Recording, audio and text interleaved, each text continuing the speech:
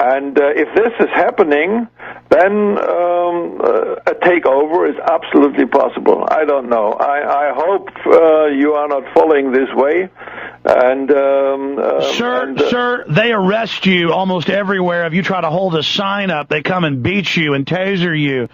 They wear black masks. There's helicopters over our houses every night. They're brainwashing the children. I mean, you ought to see it here. It is really scary. And as you said, both parties are involved. They're building prisons everywhere. They're now saying I should be arrested. They're now saying on national TV that anyone who criticizes the war should be put in prison. They are they are gallighting or preparing the ground. Is that the right word? They are out there getting everyone ready. Now I don't think they're as popular as Hitler. I don't think they're going to get away with it. And I think if they do try to have a big roundup or purge or crystal knot or whatever, I think they're going to get their asses blown off. But at the same time, I just think they're so arrogant. I think they're going to do it, von Bulow. I think that they flew planes into buildings. I mean, these are some reckless people. Yeah, but well, I can give a judgment on this. I follow your discussions and your opinions and your anxiousness, and I participate in it. But I finally can judge the situation as you can. But in Germany, this kind of technique went along with a huge, totally desperation of the German population. They didn't know where to go and what to do. Yeah, the economy, same thing here. The economy, it was an inflation because of the French occupation of the Ruhr. This was in 23, where all the people with a lot of savings lost all their savings, and then came the big depression, and then they didn't know where to go, and they finally went into the arms of the Nazis, and only not even 50%. It was 44% in the last election, but it was enough. And then the police came, and the police was organized in a way that the SR took over the police post, and so on and so on. So this is a technique which is very, very dangerous. Well, they're now federalizing. I can't say that's the same situation. It would be totally wrong as a German to do this, but you have to fight. But you do see the danger. I see the danger, yeah. Well, I agree. I'm not looking for a fight, but there's a lot of people, and we're not going to put up with it. But we're going to let them, like at Lexington and Concord, when this country started, we're going to let them start it first, Mr. von Bulow. I didn't understand this last sentence. Well, the Revolutionary War started here when they came for the guns, and when they started the fight. So I'm saying we're going to let them start the fight. Yeah. But then we're going to finish it. Okay. Yeah. I hope so. Well, we're not looking for a fight, but if they start it, believe me, the people are ready, and they're but these people are very strong. They have the whole infrastructure of the finances, and if not some very, very capable people in industry and other big organizations are taking over and the lead and say, well, we don't want to be in this environment. I don't see it. I'm not very hopeful. Well, there is a lot of people speaking out in the power structure, but I agree with you. Mr. von Bulow, there's so many other facets I want to get into. Investigations, bringing those that did this to justice. Do you think that will ever happen? Well, we now hear about a United Nations body calling for an investigation of 9/11. I mean, certainly we can be positive in saying that a lot of people do now understand the false flag, self-inflicted wound, tactics used by governments. I mean, is that a positive in and of itself? Sure, it is positive in itself, but finally, I think you should appeal on every citizen of the United States to look independently in the whole affair and see what is wrong and how, for example, the so-called independent commission was handled and so on. And so it was if you have a situation like after or during during 9/11. It is a total failure of the state structure. Bush could have easily said, well, I inherited the structure from Clinton. I'm a Republican. He is a Democrat. Now we are clearing the whole situation. We tell you what went wrong.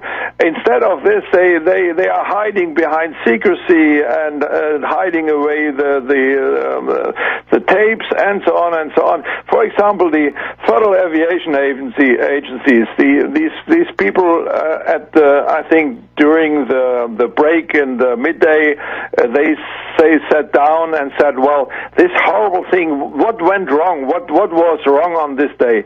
And they put it on tape, and immediately the superior came, took the tape away and destroyed it in a way which you can't repair. So why is the government behaving like that? It's so extremely strange. We're talking to former Minister of Defense, Technology, you name it, Andreas from Bulow. Sir, there's so many things I want to ask you, but I also want to give you time to talk about whatever you think is most important. But we know the official story is a lie. We know they're covering up. We know they had a motive. We know that they were involved. But specifically, looking at the picture now, almost 7 years later, what do you think? I mean, they really did on 9/11. What do you think really happened there, and who do you think was involved? What agencies, what governments? I don't know. And I think one makes huge mistakes if you are blaming this and this and this agency. I think it was a very small group of people which knew the structure. They knew what to do. I think that the exercises, these 5 exercises, disturbed the whole picture, and I think the exercises were not cut down. Normally, you would, if this kind of things are happening, you are canceling all the exercises. Say now it's the real world. We have to tackle this problem and show what we have learned and what we can do. But these exercises went on, and so for example, the people on the Federal Aviation Agency said, well, is this real or is this exercise? They didn't know what happened. So this is extremely strange, and the behavior of the state after 9/11, no normal state would behave like the Bush administration. Do you think it's hurt them that we have exposed that it was an inside job, that myth? Sure, they are fighting, but if you have the TV and all these mainstream people going along with the government out of reasons I don't know, then they can say, well, we don't need to have more than 50% believing us, and the rest of these intellectuals can go to hell. But before we in this hour, you've also written about criminal cultures in intelligence agencies. Maybe we'll have some time to get into that, sir. Oh, yeah. When did you first start discovering how much criminality was in government intelligence agencies? Well, there is not criminality general. There is no criminality within the intelligence agencies, but the organized criminality is a wonderful weapon for secret services.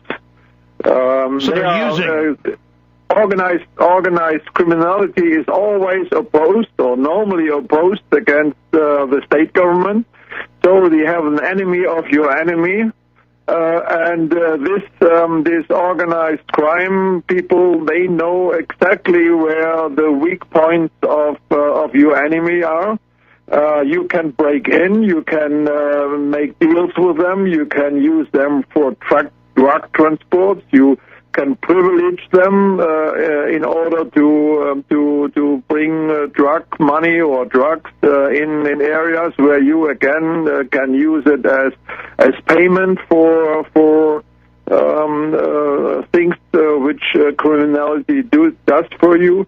So it's if you think about it, it's a wonderful weapon. It's always used. And for example, if you are trying to bring within Turkey the Kurds against the central government. Normally, in the minority and majority in multi-ethnic areas come along quite well with each other, sometimes over centuries. Mr. von Bulow, stay with us. We're going to break. You've got a 3-minute break, and then we'll be right back with you as we start the 4th hour. Okay, sir?